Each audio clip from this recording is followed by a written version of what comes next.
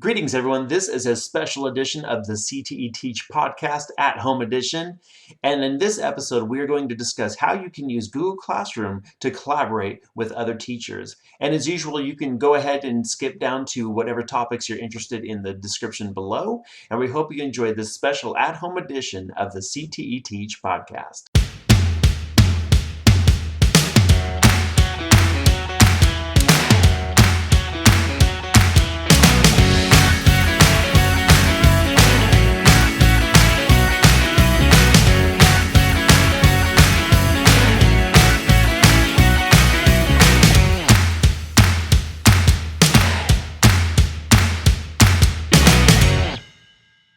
This is the CTE Teach Podcast at Home Edition. My name is Christopher McClung, and today I have three amazingly and awesome guests with me, and they are... My name is Christian Bonilla. I teach animation and game design. I'm Ryan Pierce. I teach animation and game design as well at RHS. Hi, I'm Wendy McClung, and I teach the medical pathway, and I am a Google Educator Level 1 and 2. Fantastic. So with this podcast today, this is kind of an abnormal recording of it from our usual month-to-month where we discuss all things CTE. But this one, what we wanted to do is we wanted to record something that really discussed using Google Classroom, but more so how to use Google Classroom in a collaborative form. But before we get into that, I wanted to ask you, and we'll go in the same order, what was your favorite video game growing up? So for me, it's going to be the classic Nintendo game, Pikmin 2. Not a lot of people know about it or played it. There was a sequel on the Wii U, but yeah, Pikmin 2 on the GameCube. It's like a strategy game. I don't know, just something about that game, really enjoyed it. It's got a lot of replayability, so I played that a lot growing up. Yeah, I love how you say it's a classic game, but yet it's a game that came out when I was like out of high school.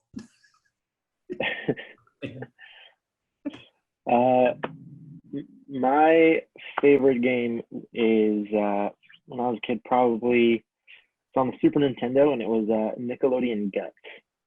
Okay. There used to be a TV show called Guts where they'd like run around on things and do like this weird obstacle course and stuff, and that's essentially what the game was. But nice. I think mine was probably Super Mario 3 on NES because that one was better. I like that one better than the other two, but my brother and his friends and I would play NES all day long during the summer. So that one is, I think, my favorite. Very cool.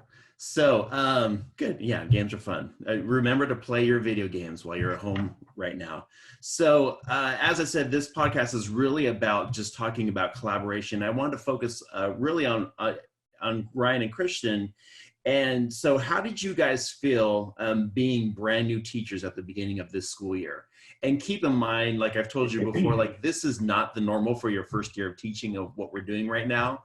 It's super abnormal. But I just wanted to know, like, what was your emotions when you became teachers at the beginning of this school year? You want to take the lead on this one, Ryan, or should I answer? I think we have the same answer. Yeah. For me, it was definitely overwhelming is a good word. Yep. Just coming into it, I came in with like 5 days to like the start of the school year, having never taught before, and it was a lot at once. But it felt like, you know, with you know, you guys helping me out and at least going into it, I had enough support that really helped out.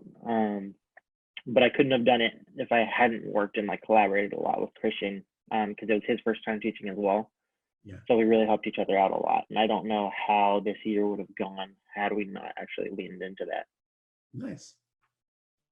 Yeah, it was definitely the same for me. You know, I was there a little bit before Ryan because I got hired on a few weeks before school started rather than a few days, and so I had a little bit more time in the training and all of that. But yeah, definitely having someone else and really someone who teaches the same subjects was really important. It doesn't have to be that way, but it definitely helped out a lot because even though there were like other teachers who were teaching the same subjects, having Ryan starting out at the same time made it a lot easier because it didn't feel as much like I was bothering him at all, you know, asking him, hey, you want to meet up? You want to talk about lesson plans, all that sort of stuff, getting everything planned out. just having someone to bounce ideas off of helps out a lot too. Yeah. And for the record, you guys didn't know each other at all before teaching, right? Correct. Yeah, it just felt like we were both treading water at the same time and just trying to keep each other from sinking. You know what I mean? Yeah.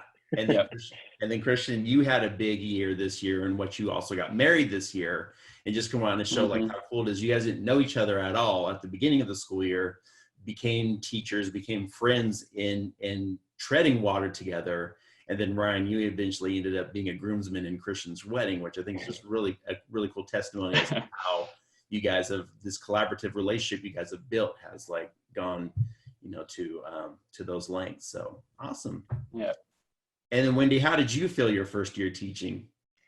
My first year teaching, I actually came in as a long-term sub, and the school year had already started, and so they put me in, I think, 2 weeks into the school year, and pretty much these kids had multiple subs, so I had to come in very firm, and it's really not my personality. I'm pretty easygoing, but I had to come in and just say, I'm your teacher, here are the rules, wrote them down. But I was terrified. I was shaking. I remember the first day thinking, they're going to eat me alive. These kids are all going to eat me alive. But it ended up, the first year teaching ended up being very challenging. Luckily I had great mentors, especially right on campus, but I just ended up feeling like I never knew if I was doing the right thing. And that was kind of hard for me. So nice. Very cool. So now kind of bringing into the Google Classroom and collaboration. So out of the two of you who started this year, which of you had the initial idea, like, let's start using Google Classroom for teaching? And keep in mind, like, for our viewers and listeners, like, this is pre COVID-19 stuff. This is how you guys decided to use Google Classroom right out the gate for your students this first year of teaching, and kind of describe like who had that idea and what the idea was behind building all of your content within that. From the beginning, we were really encouraged to use like a paperless classroom. And anything we were like asking to purchase or anything we were going to need for our class or anything like that, it was really implied that like do our best not to use paper. We're going to try to do everything digital.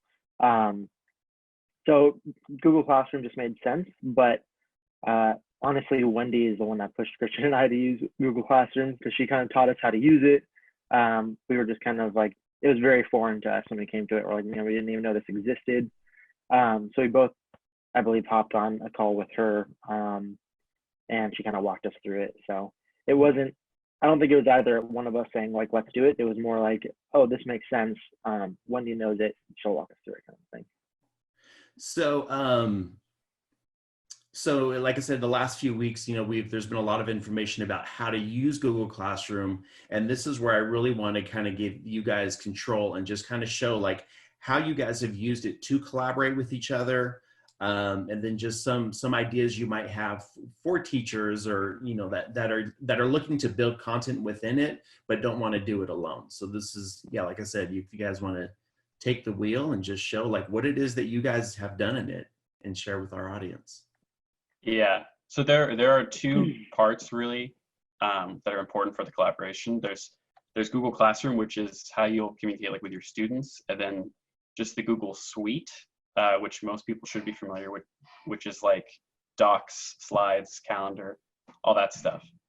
And so we use both parts. We do a lot of the collaboration on the Google Suite side. So we use Google Calendar, and we kind of created a calendar that we share with each other, and then we just post like lesson plans on there. So since we teach the same courses at the beginning of the year, we decided, okay, we're gonna use the same calendar. We're gonna plan our courses the same, and then we'll just follow along.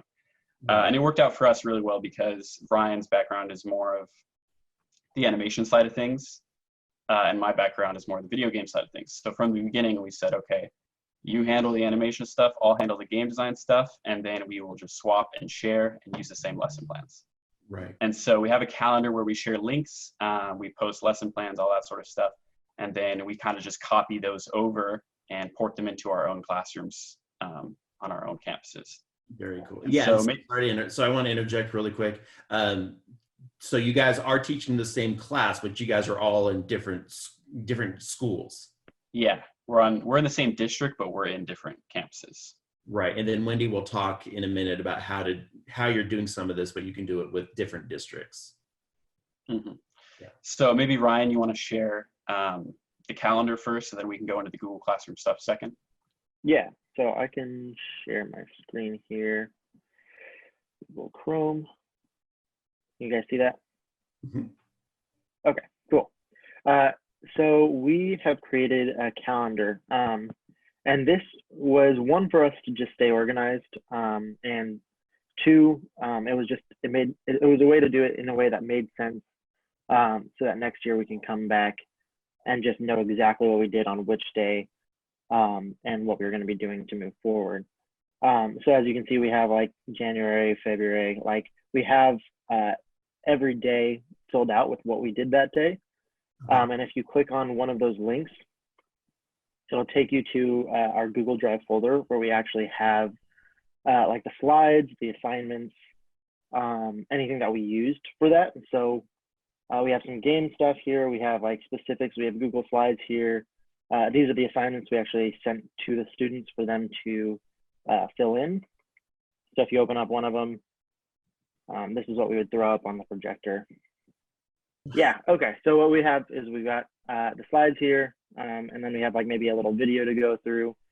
So what's really cool is we've kind of been able to embed any of the videos that we have, and you can do that through Google Drive as well, so that we can just share these folders with each other, and we already have access to this stuff. It's not something that we'll have to go back and find that video that we used.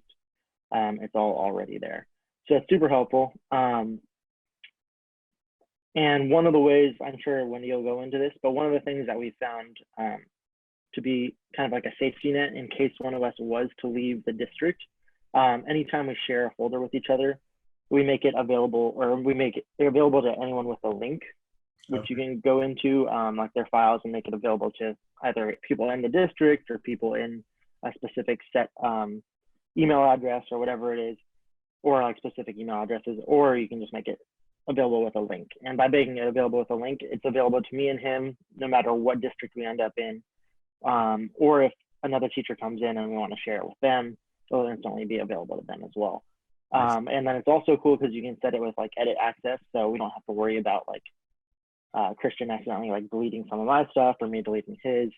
And if we do need to change something for our class specifically, we'll just duplicate it.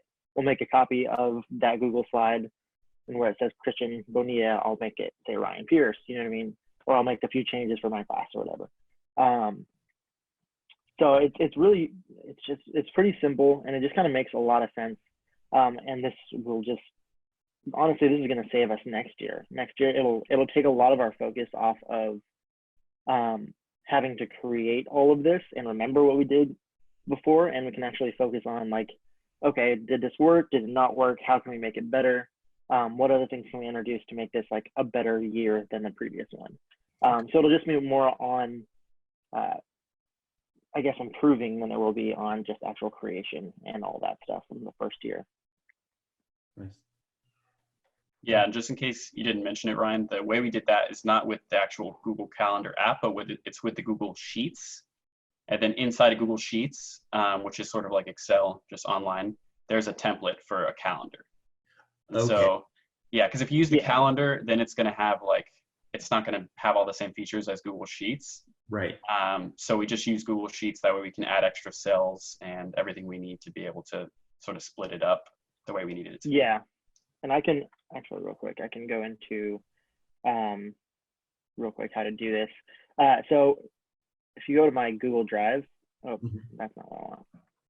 So if you go in my Google Drive, you see all of these folders. So I've got one set up just for animation. And then if I click into that, these are all the specific folders. So if I wanted to use the phenakistoscope one as an example, I could right click and then go to share and then get shareable link. And then this is where you do the little drop down and you can go to more, and then you'll make this anyone with link. Gotcha. So then you do that, and then you copy this link and you can go back into your Google Calendar. And let's say that this day is the day we want to add it to. I can type in Phoenix the Scope instead of Google Sites. And then I can do either Control or Command K. And then I paste, apply, and now it's an actual clickable link. Now it's a link to that file. Exactly. Yeah. So that's sort of like where we do all of our collaboration. And we'll just do that, by meeting up or even just doing it like a Zoom call or something online. And usually we'll share typically like a Google Doc. So if you go to Google Docs, you just create a doc and then you can click share in the top right corner, type in Ryan's name, and then we'll get on a call and start editing it together, coming up with lesson plans. And then sort of how we handle more of the actual Google Classroom side of things. Let me just share my screen real quick. Let's see. Okay, can you see my screen? Yep. Okay, so this is, I'm sure everyone now is familiar with Google Classroom, at least this sort of starting page. Here are all your classes, and then the way I have mine set up is just the period and then the actual class name, so P2, 3, 4, 5, and 6. And then I have a couple other classes here, like some of the teachers on campus are collaborating right now with this teacher class. So all the teachers joined and now they're sharing tips. And then I also have a test class. And the way you create a class, just in case anyone doesn't know, is you just go to this plus up here. And this is how your students will join your class as well. You'll give them a code and they'll click that. But to create a class, you just click create class and then type in your class name. I really recommend organizing it by period as well. So you can just put like P2 and then your class name. And then you don't really need to worry about this stuff, section, subject, room. You can, but it's not necessary. And then you'll create the class and it'll pop up a blank class like this. And so, like Ryan said, we do everything paperless. And it helps obviously because we teach like a computer subject. But even if you're using Chromebooks and stuff, it's really helpful for grading and all that sort of stuff. And so a lot of stuff we do here is like we'll post announcements. So you can share an announcement with the class. Like at the beginning of class, I posted the syllabus here, sort of helpful materials like that. And then you can add attachments like this. And so this is where you'll post your actual files or links to videos, things like that. The ClassWork side of things. So this is where you can create your actual assignments. If you click create up here, there's all these different options. Really the ones you should focus on would be like assignment and quiz assignment, and then reuse posts. This is going to become like super helpful for you. So assignment, you can create, any sort of regular assignment, give it a title, give it instructions. So usually the title, I'll just post, something that I think it like encompasses the assignment the most. That way the students can find it easily, because what you'll find a lot of the times is you'll post things, but students being students, they maybe didn't listen to you talk about it in class, or they weren't paying attention. So they'll come up to you and be like, where's this assignment? Where's this assignment? So it's helpful to really be clear and specific and have like a naming convention when you name things. So like if it's going to be, and you can do that actually with these topics down here. So a topic is, all it really does is it categorizes the assignments. Okay. And so if I say like, I'll create a topic discussion board, and let's say I'm going to do a discussion board. So I'll create that topic just by typing it in there. And then if I title this like discussion 1 or D1, just coming up with a naming convention, welcome back or something, then I click assign. It's going to show up in this category, this discussion board category. It'll also show up on their stream here. Right. But when they go to ClassWork, as the semester goes on, you're going to find a lot of assignments pop up sort of down this line here. And so it can get confusing if you don't categorize things. Right. So that's where you'll create, categories, and you can just drag things around. If I had more than one, you can actually like click and drag them up and down. But going back to this page here, so it might look a little bit confusing, but it's pretty simple if you just kind of play around with it. So as far as like instructions go, you want to be, as clear as possible in this section. Mm-hmm. So this is where I assign, it says optional, but I would not leave instructions optional, especially with everything that's going on right now with the distance learning. Even though, you know, a lot of teachers are going to be doing like Google Meetings or Zooms or Skypes or whatever to do like virtual class sessions. It's really important that you capture what you want, like with actual words, and doing that using the instructions here. So you want to be really specific here, typing in like, okay, here's what you're going to be doing. Here's how you do it. Here's all the information you need to know. Be as clear as possible, because I found that's what really helps students stay focused and be able to figure things out on their own. And that's even when they were in the classroom with you. Yeah. So since we don't actually start doing the distance learning until next week is when our district is starting the actual back in session. But even just going off experience in class, you want to be as clear as possible here. Gotcha. And so I'll usually tell them what the assignment's about, and then I will click over here, and 9 times out of 10, this assignment has some sort of material to go along with it. And that can be as simple as attaching the actual slides, you know, to the assignment. So if you, let's say you run through a PowerPoint and it has like instructions for an assignment. If you click on, there's a few ways to go about attaching it, but the best way I found is just to click on Google Drive. And then you can find those slides for that assignment. Right. So these are just like some things I was playing around with for another platform I'm on. But if I click this, it's just attached to the actual slides. Now, over here, there's different options, and these are really, really important, specifically for when you're creating worksheets. So let's say that this was a Google Doc and it was a worksheet, right? So it's a worksheet that we put questions on, and we're going to have them fill out the questions. So these options are going to sort of determine how the files get open for the students. So over here on the right, the default is student can view file. If they click on this, they're just going to open up the file. They can't do anything except for view. The next one is can edit file. This one's dangerous. So, and I've seen a lot of teachers make this mistake. They say students can edit file, and then the student clicks the file, and then you all of a sudden have your entire class messing with one file. Right. Compared to all of them. So they deleted all of your files, all your work. Terrible. Yeah, or they're just spamming the file, and it's just not good. Now that can be helpful, like if you want to do a giant class project, like for one of my classes, my advanced class, Game Design 2, they're supposed to work as like a studio. And so I use that quite a bit because they were all supposed to work on one document. So I said, okay, here's the file. You're all going to edit it, and you're all going to turn this one file in. Gotcha. But with a large class size, it can be difficult to kind of manage that. The one you really want is make a copy for each student. So if I attach, and I'll just do this real quick to show you. Let me see here. If I attach a worksheet, which is what we do a lot, my Drive, and it's the same thing set up as Ryan's. You know, I have all these different folders within here, and these are all just linked. This little icon right here means that it's linked, it's shared with someone. In this case, it's shared with Ryan. Gotcha. So if it doesn't have an icon, it's not shared. And if it does, then it's shared with him. Okay. So Game Trailer Tuesday, this is just something we did every Tuesday. We'll go like over here. Maybe that one doesn't have it. We go back. It'll have a worksheet. And this is just if I click on this, it's going to pull it up for me. This is just a Google Doc that I made.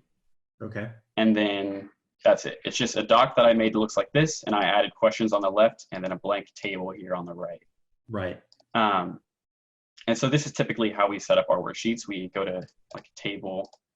And then over here, you can kind of determine, so I'll just do like 2 by whatever the number of questions is, and then you can type in your questions here, and the students can input answers here. The answer there. And so we'll make a blank worksheet, and I'll give it, you know, put the answers must be 150 words or more. And then I'm done. So I have this in my Drive. Now, if I go to Classroom, which I just did, you can actually attach it. And now this is where it gets important for the actual like viewing of the assignment. You want to make sure this is on make a copy. Then if I assign this, when they click on this, they'll get their own copy in their Drive. Gotcha. Yeah, so they're not just editing your copy, and they can't just view it. They can actually make changes. If you assign this before as student can view and you click assign, if you try to edit it after it's posted, you'll have to delete it and make a new one. It won't just let you switch it to make a copy. And maybe that's going to get changed in future versions, but that's how it is right now, at least. So you want to make sure this is on make a copy.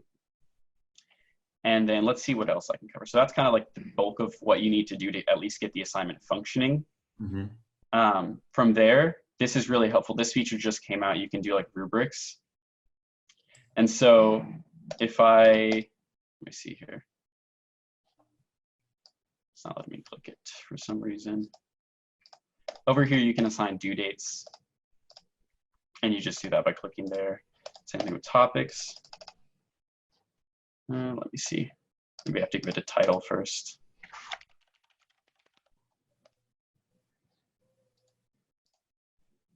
Yeah, so now that I gave it a title, I can actually create a rubric for it. Gotcha. That's important, right? So creating a rubric. This is super helpful for anyone who doesn't already use rubrics or know what a rubric is, like a lot of first-year teachers. I didn't use rubrics until semester 2. Okay. And partially because they didn't add it into Google Classroom until semester 2. Okay. But it's also a lot of work to create a rubric typically. But it really helps in grading. That's like some advice for beginning teachers. So they finally added it in Google Classroom. And this is really helpful because it lets you grade things a lot quicker. So the criteria here, this would be like, I don't know, you can say spelling, right? And then you can give it a description. So you can say this will be graded on your grammar and your spelling and all of that. And then you can add in different levels. So typically what I'll do is I'll add in, maybe this one's out of 10 points. So they can earn 10 points max just based on their spelling. Okay. And I'll say 10. Usually I do 3 levels, 10, 5, and sometimes I'll put like 1 or 0. And then I'll give it like complete, incomplete, whoops, got my caps lock on there, and missing. Gotcha. And then the descriptions are important. So the students are going to be able to see these rubrics when you create the assignment. Okay. And so it's really helpful for them because they know exactly what you're looking for when you're grading. So description would be you had no spelling mistakes for complete, like 10 out of 10. Usually for the middle tier, or what I call incomplete or partial, is you had like some spelling mistakes, right? And then over here on 0, obviously you had a lot of spelling mistakes. You didn't use spell check at all. You didn't even try. So I'll click that. And then you can actually just duplicate these. So even before, even before I type in a description here, I can just duplicate this. And now I can change this one to sort of like creativity, right? Or something like that. Now I don't have to remake all these 3 things. All of them are the same. I can just duplicate this for as many different criteria as I have. Yeah. And that's really helpful for just speeding up your workflow. And then I'll go through, enter the descriptions, and then I can click save. So let's say this one's out of 20 points. Now the students and yourself, you can see this rubric here. And if I had a description, it would pop up right here in this little box. And so that's going to show exactly how this is going to be graded. Gotcha. Yeah. So when you're actually grading the assignment, obviously that was only 20 points. So I'd want to make sure this is 20 points. It's due tomorrow. I gave it a topic, right? Let's say this is somehow in the discussion board. And I assign it. If you actually go to, and a student clicks turn in, let me see here. It would pop up right here, and then you'd be able to just click on these bubbles. So the student's name would be over here somewhere, and you would just click on the bubbles very quickly, and it would automatically add up the score for them. Okay. And I'd show you what that looks like, but I don't have any students in this test class for privacy reasons. But yeah, so rubrics are super important. That's like a brand new feature in Google Classroom. So I recommend you right off the bat get used to using them. because I found out once I started implementing them in semester 2, it helped out the students a lot with their grades. Very cool. So before they might come up and ask me, why did I get this grade? And then I might not even remember why I gave them that grade. Mm-hmm. It could be a big project that there was something small that I missed. But when you're grading like 100+ projects, it's easy to like mix up or slip around what students got what grade and why they got those grades. Very cool. So it's also important when you're grading to add comments too. Mm-hmm. That's another thing. So when you do go to grade, there is an option for, like, this is where their work will pop up. If you click on them, there's an option for a private comment, and that just goes to them individually. Mm-hmm. And then from there, they can see exactly what you said. It'll shoot them an email as well, and their student email. And then also the rubric, they'll see, okay, I got incomplete on spelling. So that's what I did wrong. So then in the future, if I say, hey, here's a makeup day, catch up on anything that you want to get extra points on, they can go to their assignments and see what they're missing and then easily improve those scores. Okay. So yeah, this is where we spend a lot of our time, just here and here. There's also the people tab, which has like your class in it, and here's your class code. Yeah. And I'm going to delete this after so I don't get random people joining. But yeah, so you'll see all your students. You can add guardians to there, which is really cool. Yeah. So for a lot of parents who like maybe want to check up on their students' work, you can just invite their guardians to the classroom. And then obviously the grade book, when you have grades, it'll show up here. Yeah. And I would show you like my classes, but I don't want to have any student names pop up on there or anything like that. Christian, the other thing you can do, if you go under people, you can add another teacher to that particular classroom. So yeah, so if you wanted to collaborate, that's one other way you could do it. Of course, they have to be within the same district, but you can invite Ryan to that if you needed to. But I know this is the test class for you. So. Mm-hmm. Yeah, and so yeah, you can invite other teachers. The reason I just haven't invited Ryan to my other classes is because we just do all of our collaboration on the suite, so we don't really find that we need to. Because once you add other teachers, our periods are different. Yeah, and our periods are different classes. Once you add teachers, I think they're actually able to go in and grade some of the other students' work as well, and they can see all their info. Mm-hmm. So you want to be careful with who you're adding to your classroom. Right. Correct. That could be a place where you can collaborate. Like you can create a separate class for that too. So it doesn't have to be your actual class for your students. It can be a separate classroom that's you and another teacher, and you can collaborate on anything. It could be, all the ROP teachers in one district collaborate on employability and share resources there. So that's kind of a cool little feature too. Mm-hmm. Yeah, and that's a great idea I didn't think about till you just said it. Because maybe next year, me and Ryan can create a class, and then instead of doing it on, or like posting assignments on our docs, we can just post them as if they're actual assignments. Mm-hmm. And then it's easier for him to see how the assignment should look when he creates it and copies it. Same thing with the rubric, because we found like since we just started using rubrics, it might be a little bit tricky to share those because as of right now, there's no feature to, I guess now you can export it. But there was no way before to like copy it. Mm-hmm. And so if you just can create it in one classroom, that's really helpful. Nice. So then, and I really like, sorry, real quick. I don't know if all districts use Aries, or are there different systems that they use? I would say a lot of them use Aries. There's another one also called Zangle. So just depending on the district. Okay. My favorite thing, I think, by far, is the ability to import all of your grades and scores from Google directly into Aries with just like one click of a button. Mm-hmm. That just saves us so much time. When it comes to grading, I get overwhelmed sometimes when it's like, oh, you have progress reports due again, and I'm like, dang, like I just did these.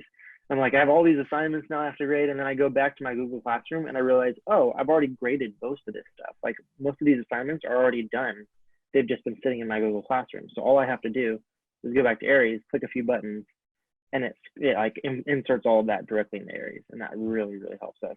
So that's good. Yeah, that's really cool. Yeah, definitely importing the grades and keeping them updated is helpful. Mm-hmm. Mm-hmm. So you guys right now you're using the Google Sheet to create a calendar, and I'm trying to like think it up as the process. Google Sheet to create the calendar. and then you guys have different docs and slides and stuff that you've created, and then you're putting those links on the calendar, and then that's how you guys are kind of sharing that way. Yeah, so let me just run through real quick the process with you. Can you still see my screen? Maybe like, what does your start to finish look like on an assignment? Yeah, so let's backtrack even further. What do you guys do as far as planning? Like, do you do it once a week? Do you do it every night while playing Call of Duty? What do you? We'll kind of go into it. We'll usually jump about a month at a time. I feel like. Would you say that? Yeah. I'd say we kind of get into about a month. So we'll click on like January, and then we'll go through and we'll actually write down like the topic of what we're working on.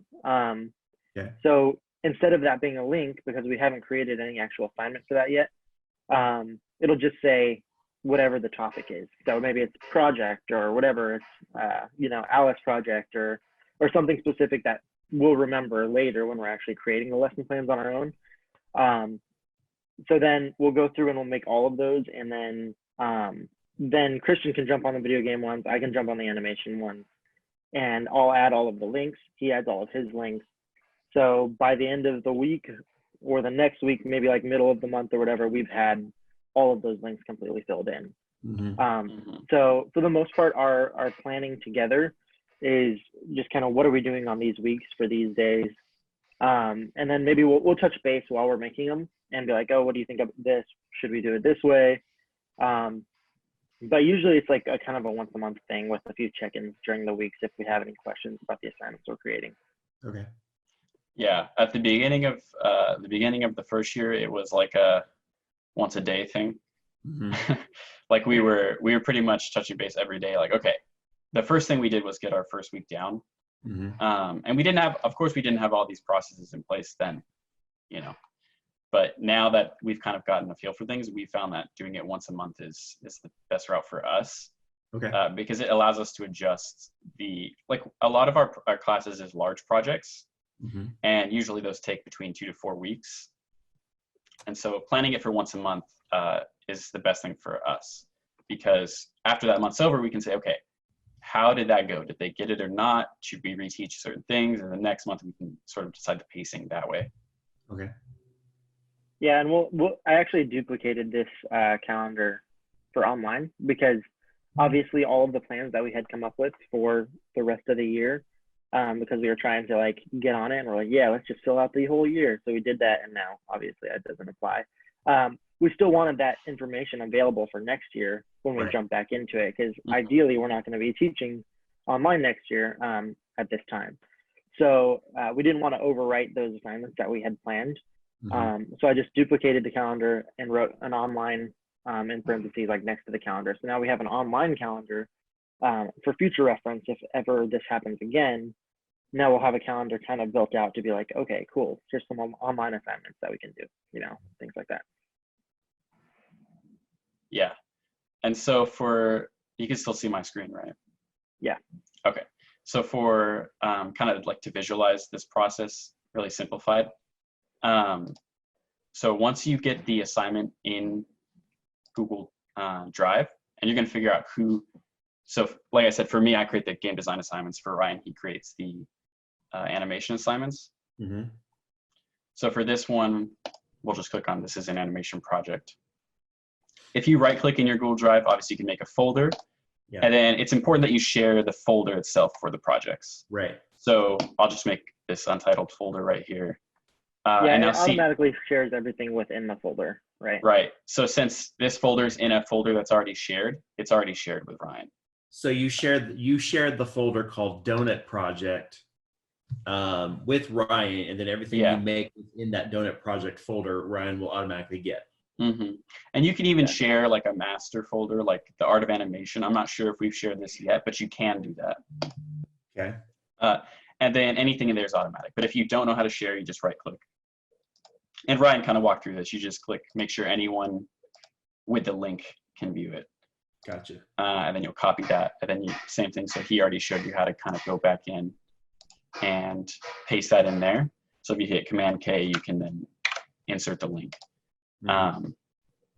And now from here, what we'll do is, since we have obviously different classes, different periods, we'll just come in here. I'll click on this. And if there was like a worksheet or something in here, what I would do is make a copy of that and put it in my drive. That way, if I need to make changes, maybe it's something, maybe on there somewhere it says, Mr. Pierce's class. Maybe it's a slide and it says Mr. Pierce's class somewhere. I want to make a copy and change that for mine. And you can just right click and actually just make a copy, or you can do it to an entire folder, make a copy. And that doesn't change what what's this link is to. It just changes on your drive it's somewhere. And then I can go in my class and actually, usually when you click on Google Drive, it'll pull up like a recent file. So it will find whatever you've opened recently. See, I opened the calendar recently. So now it's saying, do you want to insert the calendar? And if it doesn't, you can just search for it. So I'd insert the right one, make sure it's mine and not the one that Mr. Pierce made. And then I would fill this out, insert the points, the topic, all of that, and then I could click assign. And so that's pretty much the process of like going from, once we have the lesson plans in Google, we just kind of copy them over to our classes individually and assign them. Right. That's very cool. That's impressive. So now I wanted to add, so Wendy, if you could add kind of what additional tools you are aware of, because I know like we said earlier, what's nice about Ryan and Christian is they're both working in the same school district. And Wendy, I know like you've worked with other teachers who are in other school districts, but you guys are teaching the same class. So how does that work on your end? First of all, I'm just like really impressed by everything you guys just showed. Their first year teaching. Some of it will know how to. I know, I'm really like their future. You guys are going to be like, pass me up with all the Google certifications because you guys have it down. This is great. So I'm going to share my screen really fast. Okay, can you guys see my screen now? Okay, so as you can see here, I'm going to drag this over. I was going to show how you shared, files like you guys already shared, how you right click them, and then you can add people to collaborate and make copies. So I'm going to skip that because that was already covered. The other thing you can do, and this is not a function that we necessarily have within every district, but if you have your own private Gmail, you can actually create a group. And this allows for collaboration, and especially I think if you have more than 2 teachers collaborating. I know we have a lot of teachers who teach medical terminology, for example. Right. You can actually create a group and invite everybody, and they can actually share topics, share files, and you can actually, it's like a discussion board, essentially. And every time there is a response in a discussion board, it sends an email to you. So it's Google Groups is a really nice way to kind of like keep a running chat of what's going on.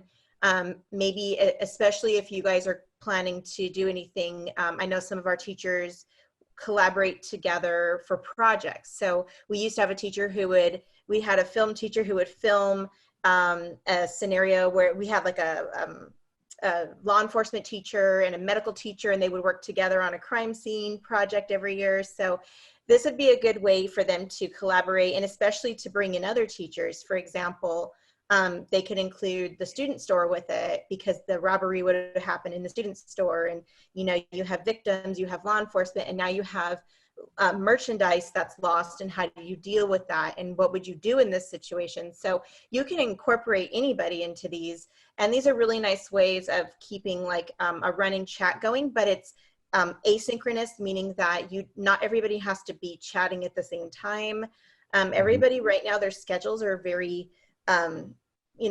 have to be a little flexible. I know for me, I have kids at home that I'm trying to homeschool, and I'm trying to work, and my husband's doing the same thing. So we're trying to talk to other teachers and collaborate. But if you can't do it in a chat in real time, this is a really great tool to use.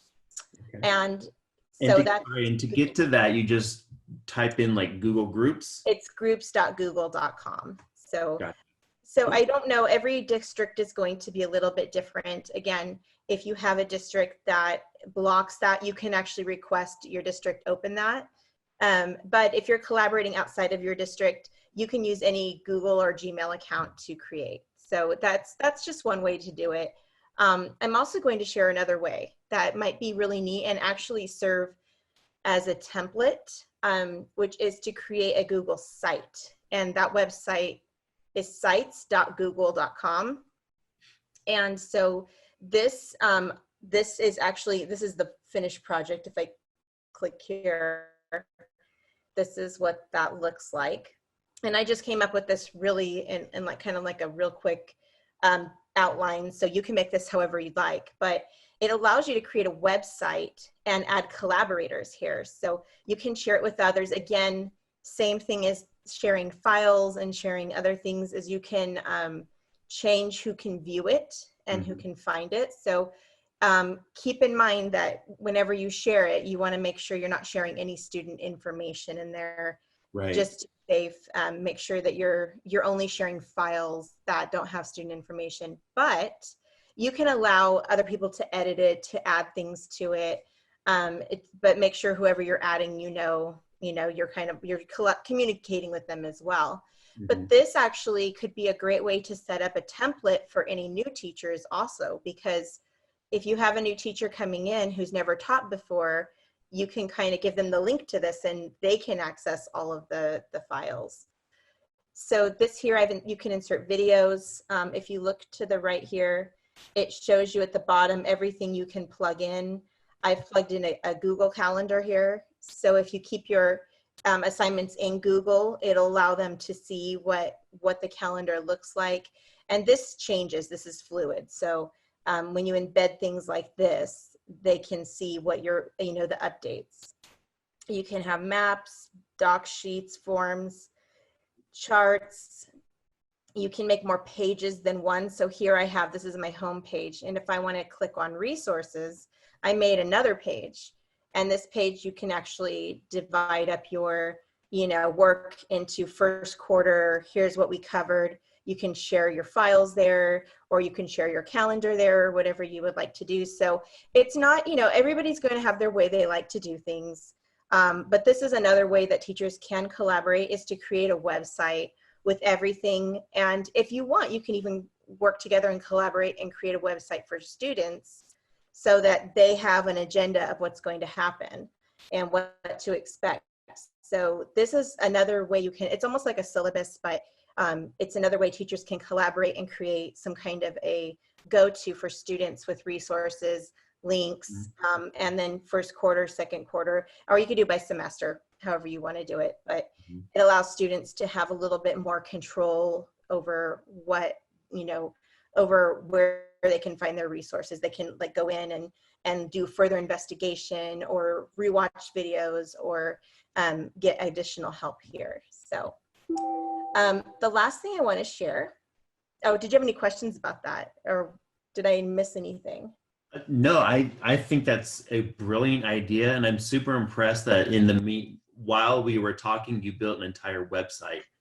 Because I know this didn't exist when we started this podcast. This is born about maybe less than an hour ago. So it does, but that just shows too, it's really easy to do. When I'm making these websites, they don't take a lot of work. So let's say I want to insert things here. Let's say I want to just put some images here.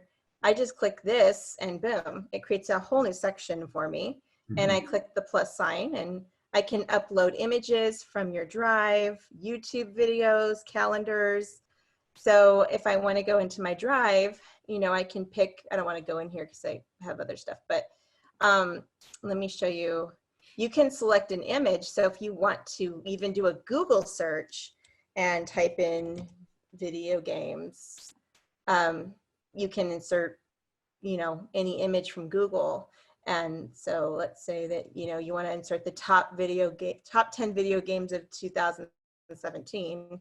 I don't know if it's going to fit in this square. It probably would be better in this one, but you can see the functionality of this. So, and if you want to change the background, you can do that. You can make it I like kind of making the colors different so you can see the different sections. So you can even change the background of the topic. And again, you have pages you can add, and even like you can even add to resources, you can add a sub page. So it's like a drop down under resources. Mm-hmm. And again, I don't know, I made this for video game design specifically, but if it was me, I would probably, I teach mental health. And so I would have a ton of resources there for mental health, Right. maybe a drop down and specify, this is for teens specifically, teens dealing with anxiety, teens dealing with depression. So you can really make this a cool project or a cool collaboration tool.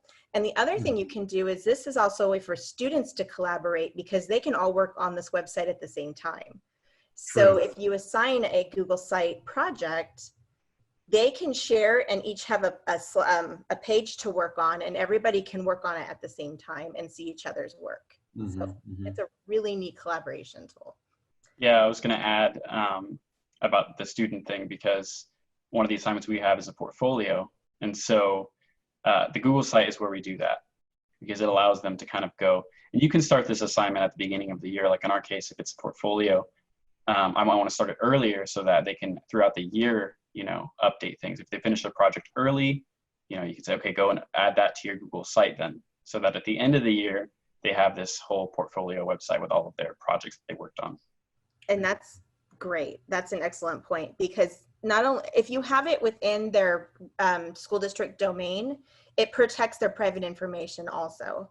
Because that's one thing that if you go outside of Google and our G Suite in our district, you can't guarantee student privacy if they're sharing, their images and their name and their work on a public website. But if you're using Google sites, you can, within the school domain, that their information is protected, because it can't be accessed outside of that without them setting that permission. So, yeah. So that's a great, wonderful ideas to have them use it for portfolios. Yeah, and is there a way for them to export those once they graduate? Like if they want to keep their site, or would they have to remake it? No, I think they can actually share it with a personal Gmail, and then they can just I believe they can make a copy of it from there. So it says, I'm looking here. So if you publish, you can change this. And actually, it looks like you can make it a public website. But if it were me, I wouldn't. If after I graduate, I would want to move it to my own personal account, because I don't know how long each district keeps their student account for. Right. So, yeah. So I think I'm pretty sure if you can share it with your personal account and then publish it for public viewing, and that would also work. Yeah. It's super, super user friendly. So it's, it actually even gives you options for themes. So you could even change it, and it looks really professional. So, all right. So any other questions on that, or yeah. So the last thing I want to share, and this one is a district to district one, but it's a cool little tool, is that you can actually create a Google Hangout for student collaboration and teacher collaboration. And so let's say that you guys want to have your students collaborate in a group project and discuss, a topic. And sorry, I don't know which topics to choose for you guys, but for my class, for example, we were collaborating with a graphic design class to create our mental health logos. And that graphic design class was not at our schools, so we used web conferencing in order to accomplish that. And so you can actually have students jump onto a web conference call in Google Hangouts, and it will allow them to collaborate together. Or teachers can use this as a collaborative tool, just one-on-one, or kind of it's similar to Zoom, but it's got safety features for students. Or it's just if you create it, in the district email domain, it's actually much safer, because students have to log in to get into it. But you can also use it to collaborate with teachers throughout your campus. So it's another collaborative tool. And again, I think as we're shifting into the distance learning, we're trying to find the best ways to keep our students safe. Yeah. And I know for a fact that because Google Hangouts, they had to log in with their district email to get to it, it does provide that safety net. Mm-hmm, mm-hmm. So, and they can even log in with a phone call or actually add stuff into chat as well. So yeah. And you mentioned something, again, this was back when we were in the physical classroom, but you mentioned that you collaborated with another school. So you were doing mental health and you collaborated with a graphic design class, but not only were they different schools, they were also different districts, which was really neat to see that, the Redlands School District classes were collaborating with the Colton or the Grand Terrace School District classes or school classes. And can you kind of talk about how that process worked? How did the kids go about using this to collaborate with each other for that project? So at the time that we did it, we did not have Google Hangouts available to collaborate, but I'll just share with you what we did was we used Skype.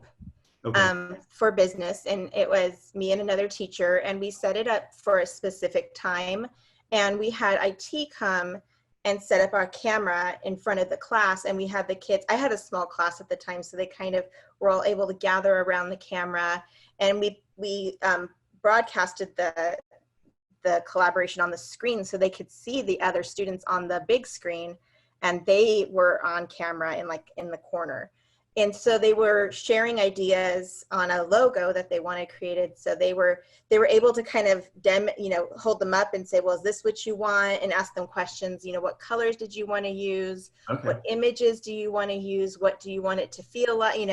They had it was like an interview. So what we were trying to do is trying to take it into what it would be like if you were really a client and they were really the business you were hiring.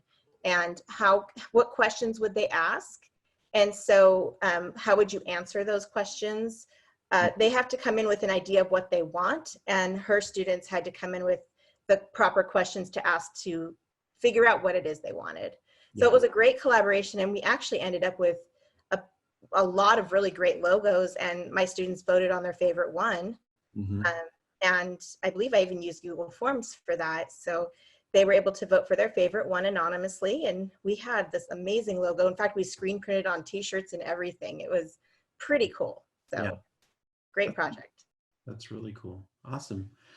Well, anything else you guys want to add before we wrap up? You feel like, so again, this is for teachers everywhere who are now, they've been thrust into this distance learning platform. A lot of them, this stuff is brand new.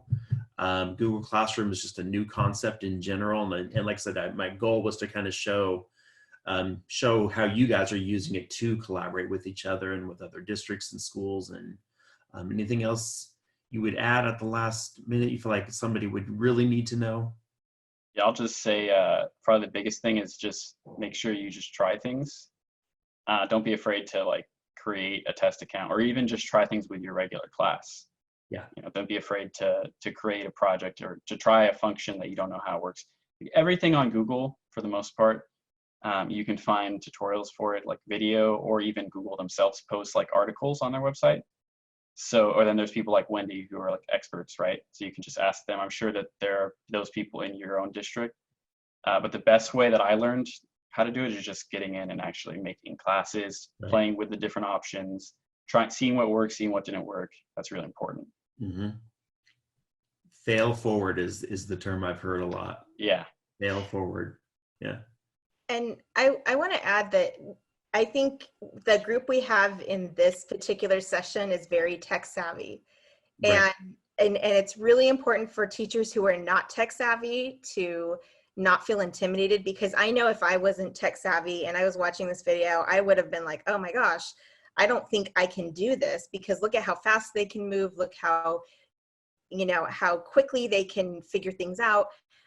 So we all were beginners at some point, and while some of us are just a little more tech savvy, whether it's a generational thing or, we grew up on technology and maybe someone else didn't, I want to encourage you, just do one thing, make one change at a time until you feel comfortable with it. So whether that's posting a worksheet and only doing that, whatever it takes to make it comfortable for you, you can go at your own pace. I know right now with distance learning, we're feeling the pressure to really all become at the same level, but that's not going to happen right away. Mm-hmm. That's perfectly fine. I know for myself, I've offered to help people, anybody who needs help. Reach out and ask, because that's what we like to do. That's what we teach each other as much as we teach the students. So just and I'm so glad you said that. And so I'm going to take this opportunity to give a special shout out to Professor Jessup. I'm working on my master's right now. He's one of my teachers. He's a retired superintendent, so has a lot of life experience. And so he's somebody who, at the beginning of the year, he was having you write a paper, print it out, turn it into him. He would take it, mark it, give it back to you. And then he went to being able to grade online, like have you make it a PDF, and then he could grade that. And then his slides in this class were just a white background with black text. And then he's learned how to use Google Slides and how to create themes and whatnot. And then even as of last night, he finally figured out, because we're doing Zoom meetings in class as well, he figured out a few weeks ago how to do Zoom. He kept failing. And as we're online with him live, he didn't know how to do certain things. And we were telling him how to do it. And then last night was our last class of the session, and he had a Zoom meeting. He was able to share his screen. He was able to share his slides and move and click on stuff. And just really proud. He went from having us print out papers to now he was sharing his stuff online with his whole class. And that was super impressive. And he's, like I said, he's come a long way. And yeah, he'll say, like, I am not a tech person, but I'm learning as I'm going, even though, he's mid-60s, he's still learning and doing a great job. So I think that's a good point to even just say that you can reach out to like your students, because I guarantee like all of our students are more tech savvy than we are, even though we think we're tech savvy. So if you have like a TA or just your students who excel in the class, if you have questions, I guarantee if you ask them a question, even though they probably haven't personally dealt with Google Classroom from like the teacher standpoint, they can help you with a lot of it, like navigating the interface, or they've probably experienced it with other teachers. So yeah, just reaching out to even your students alone. I was going to say the same thing. There are times when I posted assignments, in class, and then the students are like, Mr. Bonilla, this is not shared. This is only for viewing access. And it's like, oh, okay. So then I got to go back and delete it and repost it, like I was saying. But yeah, the students, they have experience with this, like Ryan said, not from the teacher standpoint, but they still use it in their other classes probably. Yeah. And so they'll be able to help you out with, telling you how things are done in the other classes, or what the other teachers are doing as far as like creating assignments. One of the things I want to also mention is using Google Forms is helpful. Mm-hmm. So one of the things I did was create a form, like a survey, and I just sent it out to my class and said, hey, just answer this survey real quick. Tell me what assignment you like, what you didn't like, and you can get feedback that way as well, as far as how things are going. I think that's going to be helpful, especially moving forward with the distance learning, because it allows the students to give feedback on what apps did you like using the most in class, or what apps did you hate in class. Yeah. The next year you can kind of readjust. Yeah. And students are really forgiving. I know it seems like we should know it all, and I've had students I'll tell them, I've never done this before. Let's try it. And you guys are my guinea pigs, and let me know what you think, and we're learning it together. Mm-hmm. Yeah. So don't be afraid to let your students see that you're trying, because even if it doesn't go well, that's a learning opportunity for them and for you, that you can say, well, what didn't go well and how can we fix it for next time? Because we're all in this together. And as much as we like to think we're up here, and there's a lot of collaboration that happens here that really makes us all better people. So mm-hmm. Mm-hmm. Very cool. Well, all right. Well, thank you guys so much. I mean, just a wealth of information. And I want to thank everyone for watching and who listened to this. If you'd like to join the conversation, please feel free, leave some comments below.